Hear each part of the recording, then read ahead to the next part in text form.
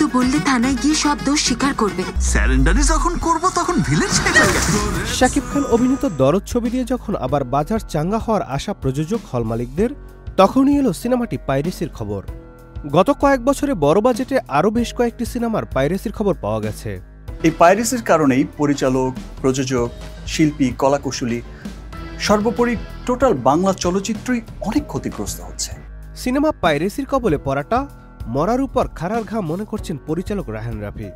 এই নির্মাতার সিনেমা সুরঙ্গ ও তুফান পাইরেসি হয়েছিল, তখন এ নিয়ে আইনানুগ ব্যবস্থাও নিয়েছিলেন ছবির প্রযোজনা সংস্থা। গতকাল থেকে নতুন করে সংযুক্ত আরব আমিরাত, অস্ট্রেলিয়া, কানাডা ও নিউজিল্যান্ডে মুক্তি পেয়েছে দরদ। মুক্তির দ্বিতীয় সপ্তাহ চলছে যুক্তরাষ্ট্রে। 29শে নভেম্বর থেকে ছবিটি ভারতে মুক্তি পাবে। আর এরই মধ্যে পাইরেসির খবর অশনি সংকেত বলে মনে করছেন সিনেমাটির নির্মাতা ও প্রযোজক। 40% বেশি গ্লো, বিশ্বের 1 নম্বর গ্লো ক্রিম, নতুন গ্লো এন্ড লাভলি। পরিচালক অনন্য মামুন জানালেন, তিনি অন্তর্জালে ছড়িয়ে পড়া দরদের সবগুলো কপি সরাতে পেরেছেন। শুক্রবার বিকেল পর্যন্ত 22,033টি আইডি থেকে পাইরেসি হওয়ার সিনেমাটি সরানো গেছে। 1 দশক আগের তুলনায় সিনেমা মুক্তি অর্ধেক নেমে এসেছে। কমে এসেছে প্রেক্ষাগৃহের সংখ্যাও। এখন বছরে 50টি বা তার কম সংখ্যক সিনেমা মুক্তি পায়। আলোচনায় থাকে হাতে গোনা কয়েকটি।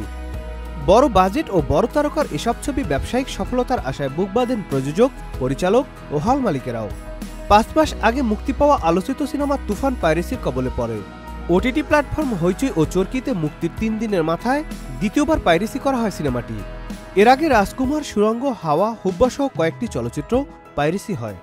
সাধারণত যেসব সিনেমা নিয়ে দর্শকদের আগ্রহ থাকে সেগুলোর পাইরেসি হয়। রায়হান রাফি দরদের পাইরেসির খবর শুনে মর্মাহত। তিনি বলেন, আমাদের সিনেমার অবস্থা এমনিতেই খুব একটা ভালো নয়। যে সিনেমাগুলো ব্যবসা সফল হতে থাকে, ভালো চলে, এসব যদি পাইরেসি হয় তা অনেক ক্ষতি। পাইরেসি যেহেতু প্রেক্ষাগৃহ থেকে হয়, তাই সংশ্লিষ্ট কর্তৃপক্ষকে সতর্ক থাকা উচিত মনে করেন রাফি। এমনকি দায়ভারও নিতে হবে। প্রেক্ষাগৃহ কর্তৃপক্ষকে সার্বক্ষণিক সতর্ক থাকতে হবে, কেউ ফোন দিয়ে ভিডিও করছে কিনা, ঢোকার সময় চেক করতে হবে গোপন ক্যামেরা নিয়ে কেউ ঢুকছে কিনা।